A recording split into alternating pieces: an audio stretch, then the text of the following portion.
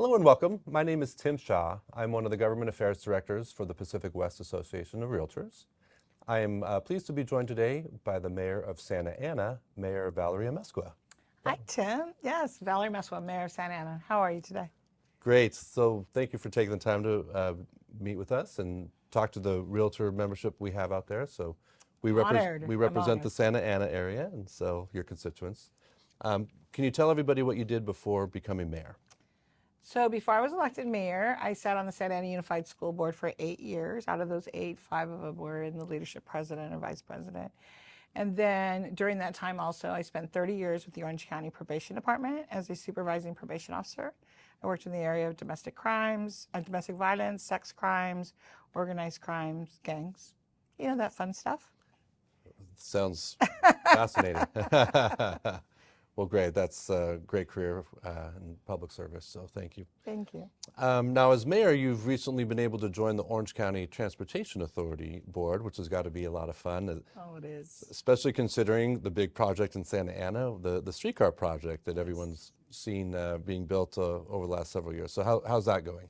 Well, first of all, I'm honored to sit on the OCTA board. There's some great people on that board, and I've learned a lot in a very short time that I've been there. So I have some really good people in there that are mentoring me, so I appreciate that. So the streetcar is 84% complete. So we're almost there. I'm keeping my fingers crossed that by the end of 24, we'll hear the 99%, right? Or the 100%. But I would say probably early 25 is more what we're looking at. But when it's done, it's going to be beautiful. Right now, we're putting in the sidewalks, putting in the trees and things of that nature. So we're making it work. And as a new OCTA member representing Santa Ana, they know that I'm paying very close attention because these are my constituents and it matters to me. And the downtown is truly a gem in Santa Ana. So I want to make sure, and I know under OCTA's direction, working with the city of Santa Ana, it'll be done very well. It'll be beautiful at the end of the day. And I'm sure you'll find that a rewarding experience. Transportation kind of affects everybody, right? Oh, So it's yeah. a great Yes. issue to be involved in. So, of course, as a Realtor Association, housing is our industry, and so I wanted to ask you a little bit about housing. So I know there's been some hot potatoes in Santa Ana with regard to some of your housing policies. So forgive me if it's little too hot, but one issue has been the WHO fee. So for a number of years in Santa Ana, as if you're building housing, the city has a fee per square foot to fund affordable housing, right? So it had been for a long time a $15 per square foot fee. $5. Came down to 5, right? Right. And then it go It went back up. back up to 15. Correct. Okay. So So how's that at going? $5, we were building left and right.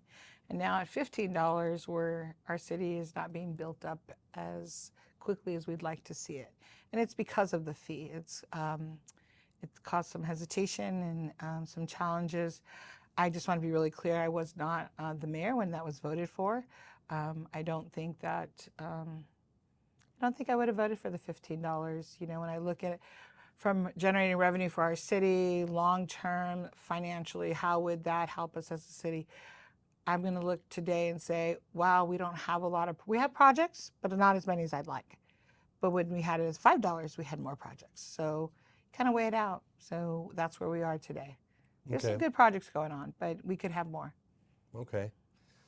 Well, appreciate that perspective. Yeah, I don't believe most cities in Orange County have a fee like that. So that is something No. that sets Santa Ana apart. So. Well, you know us, we always like to be set apart. Yes, that's true.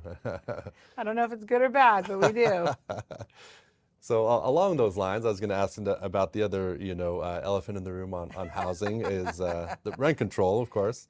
So a few years ago, our state legislature voted in AB 1482. So we have statewide rent control in the state of California. So if the city is going to do a rent control ordinance, it actually has to be a stricter ordinance than what the state has under 1482. And you had the fun of being a brand new mayor, if I recall correctly, when this issue came up. So what ultimately got voted in? Can you tell us what that was? So rent control in Santa Ana was voted on by 4-3, and it's 3%, which is, the state has 10%. We're at 3%.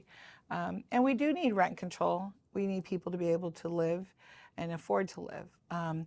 But I'm a firm believer in generational wealth, right? When I say generational wealth, I want to uplift them and give them an opportunity to seek out better employment, seek out better education, make a better living so that they can afford their own apartment, to purchase their own home, so they're not living multiple families in one apartment, multiple families in one home. That is what I see. That is what I want. That's how I was raised. Not to some people, they may say, well, doesn't work that way for everybody.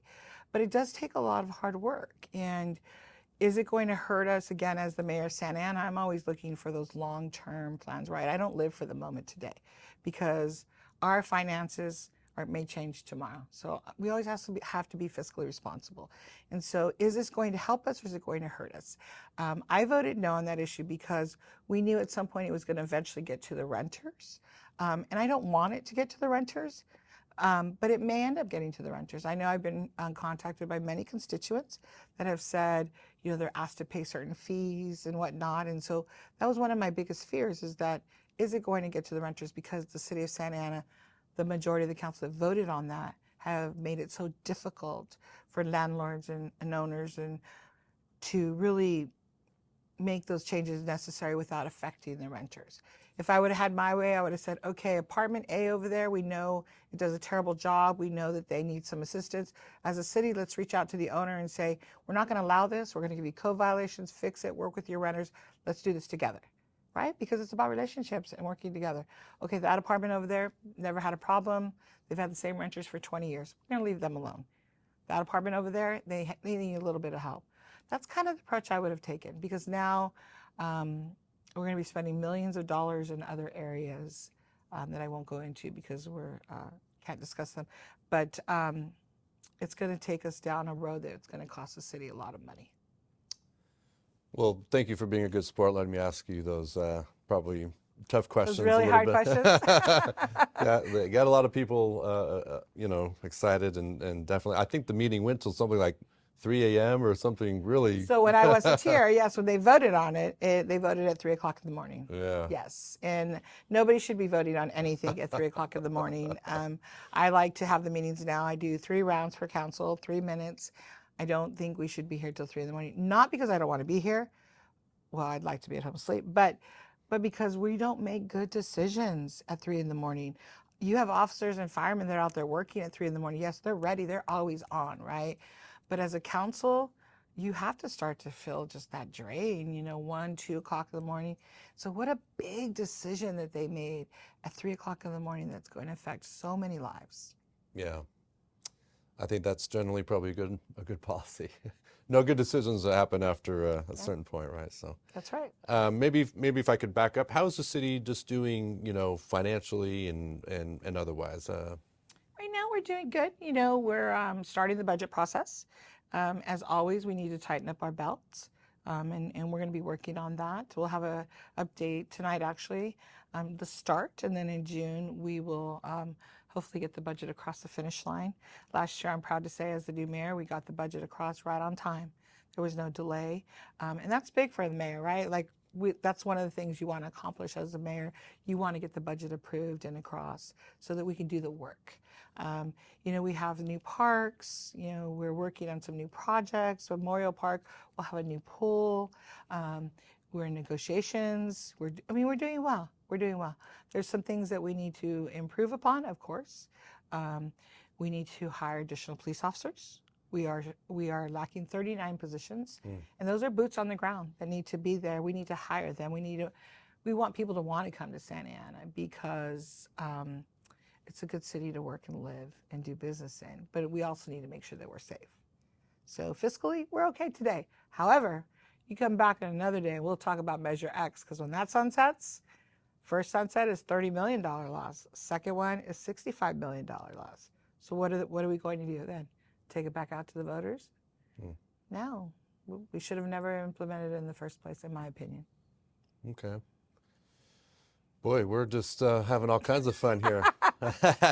Is there anything else you would like to, a message you'd like to share with the realtors and others in real estate who might be, we're going to be sending this to and might be watching? I would just say thank you for all that you do. Thank you for working and living and having your locations in my city of Santa Ana. And if I can ever be of any assistance, please don't hesitate to reach out or reach out to Tim, who will reach out to me. But I always welcome the calls.